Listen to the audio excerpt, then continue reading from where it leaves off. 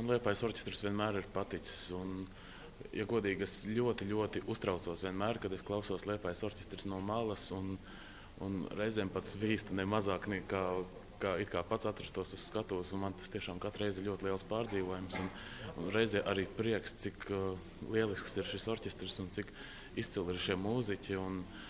Un šī pēdējā nedēļa tiešām nav bijusi viegla.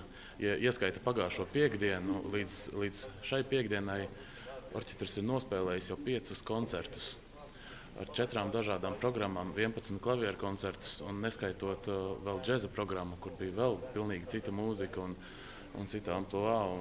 Un arī cik tomēr plaša šī stilistika arī ir bijusi no Johana Sebastiana Baha atklāšanas koncertā līdz Wojciecham Killeram šajā koncertā. Es tiešām priecīgs esmu un ļoti laimīgs par Liepājas simfonisko orķestru. Es mīlu viņus tiešām no visas sirds. Un no šodienas pianistiem šodien bija 4 pianisti koncerti. Tas var, man liekas, ir rekords. Jā. Tas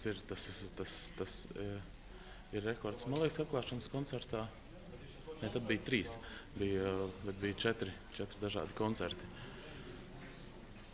Es ļoti augstu vērtēju, esmu vienmēr Tadejušu Vojcechovski un viņa, teiksim, to inteliģenci. Un jau tajos laikos, kad es vēl strādāju Latvijas Nacionālajā operā, sēdēju orķestra bedrē, es ar nepacietību vienmēr gaidīju katru viņu viesošanos un vienmēr sajūsminājos par to, kā viņš, varētu, teiksim, žargoniski teikt, taisa mūziku un kā viņš strādā ar mūziķiem un kā viņš prot viņus iedvesmot. Viņš man vienmēr bijis lielisks paraugs un šoreiz tas arī nebija izņēmums.